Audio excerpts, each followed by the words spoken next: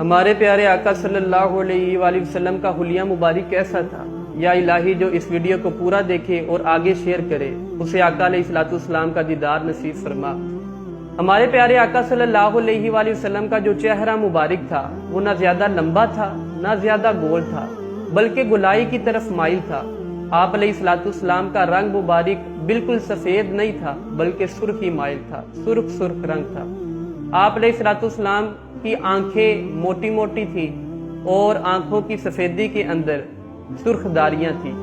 آپ علیہ السلام کی جو بویں تھی، آئی بروز، ان کے درمیان فاصلہ تھا اور ان کے درمیان ایک رگ تھی جو جلال کے وقت ابھر آتی تھی، اور جب کوئی خوشی کی بات آپ علیہ السلام کو سنائی جاتی تو آپ علیہ السلام کہکا نہ لگایا کرتے بلکہ مسکرایا کرتے تھے، اور آپ علیہ السلام مبارک کے سامنے کے دو دانتوں کے درمیان فاصلہ، اور آقا علیہ السلام کے سر اور داڑھی مبارک کے جو بال تھے وہ سیاہ اور گنے تھے، اور ان کے اندر 20 کے قریب سفید بال تھے۔ آپ علیہ السلام مبارک کا جو چہرہ والضحیٰ ہے، والضحیٰ کا جو مکھڑا ہے، وہ انتہائی خوبصورت تھا کہ حدیث پاک میں یہ الفاظ ملتے ہیں۔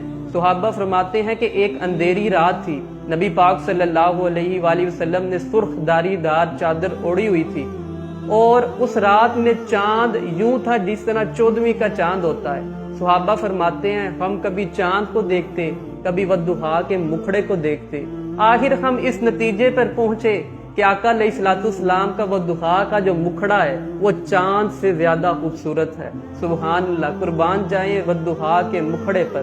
کاش ہمیں بھی نبی پاک صلی اللہ علیہ وآلہ وسلم کے چہرے کی زیارت نصیب ہو جائے، اور جب آپ صلی اللہ علیہ وآلہ وسلم کو پسینہ آتا، مبارک پسینے کی اس قدر اتنی اچھی خوشبو تھی کہ جس رستے سے آپ صلی اللہ علیہ وآلہ وسلم گزر جاتے وہ سارے کا سارا رستہ خوشبودار ہو جاتا۔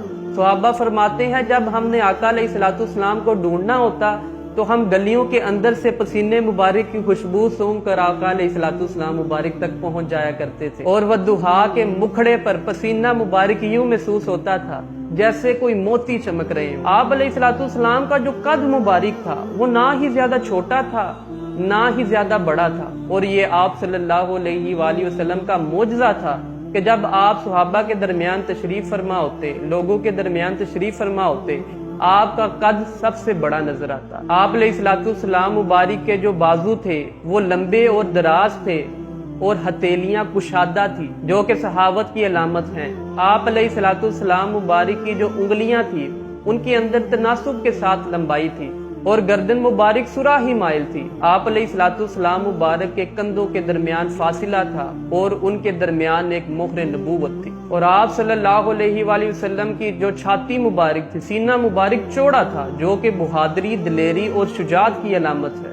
آپ علیہ السلام کے جو جسم کے جوڑ تھے وہ انتہائی مضبوط جوڑ تھے، اور آپ صلی اللہ علیہ وآلہ وسلم کے جو تلوے مبارک تھے وہ کسی قدر گہرے تھے، اور جب آپ صلی اللہ علیہ وآلہ وسلم چلتے تو تھوڑا آگے کی طرف جھک کر چلتے۔ حدیث پاک کے الفاظ ہیں کہ آپ صلی اللہ علیہ وآلہ وسلم اس طرح چلتے جیسے اونچائی سے نیچے اتر رہے ہوں۔ صحابہ فرماتے ہیں کہ جب آپ صلی اللہ علیہ وآلہ وسلم کہیں سے آتے یا کہیں جاتے تو یوں محسوس ہوتا جیسے پورا لشکر آ رہا ہے، اور آقا علیہ السلام مبارک کے مبارک جسم کے اوپر کوئی بال نہیں تھے، صرف سینے سے لے کر ناف تک ایک پتلی بالوں کی لائن تھی، اس کے علاوہ جسم کے اوپر بال نہیں تھے۔ میرے لجپال آقا علیہ السلام مبارک کا ایک اور معجزہ یہ ہے کہ آقا علیہ السلام کا سایہ مبارک نہیں تھا۔ یوں محسوس ہوتا ہے کہ جیسے اللہ تعالیٰ نے آپ علیہ السلام مبارک کو آپ کی چاہت کے مطابق ہی بنایا ہو۔ ایک سمت علی، ایک سمت عمر، صدیق ادھر، عثمان ادھر، ان جگمگ جگمگ تاروں میں ماہتاب کا عالم کیا ہوگا؟ ہر کوئی فدا ہے بن دیکھے تو دیدار کا عالم کیا ہوگا؟ اللہ تعالیٰ سے دعا ہے کہ اللہ تعالیٰ ہمیں اپنے پیارے آقا صلی اللہ علیہ وآلہ وسلم کا دیدار عطا فرمائے، آمین۔